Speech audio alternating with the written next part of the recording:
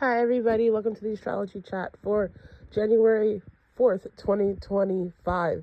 So the keys for today are to allow yourself to continue to dream, to imagine, to be mindful of what's happening in your dreams in the waking and in sleep state, tapping into where your spiritual attention is going. What are you imagining? Are you connecting with things that you want and desire? Or is your mental movie full of things that no longer serve you, or you're being highlighted to your attention so that you can heal? The moon in Pisces is a very magical, very healing, very spiritual energy. And the moon in Pisces today is actually making some really beautiful aspects that continue to support you being aware of where there's tension, where there's an imbalance about your expansion, where you could be possibly overspending or going to an extreme in avoidance of really feeling where you're at or dealing with where you're at. And one of the things when the moon is Pisces is that it is a really deep emotion. Your deep emotions are in the mix. And so allow yourself to take the time and to create a relationship with authority and with discipline that supports who you are and what you want to be. And that doesn't mean continue with seeking judgment or harshness as what's going to propel you forward. As we have the nodes shifting in a few days, there's a changing definition of what is discipline. There's a changing definition of what is accountability.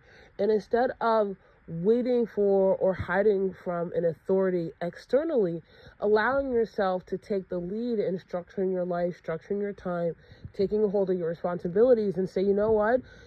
The work that's in front of me is part of me achieving my dream. So I'm going to tap in, I'm going to lock in, and I'm going to get into that process. I'm going to get wiggly. I'm going to figure it out. And it's not going to be a linear process because remember, your healing is at the center of this, right? You're making structure, you're making times, you're making changes to center your healing, to center your authentic expression, to center your growth. And I say this especially because we have that square to Jupiter, which is bringing up the tension about expansion, about questioning how far you're going, making sure you're moving in balance.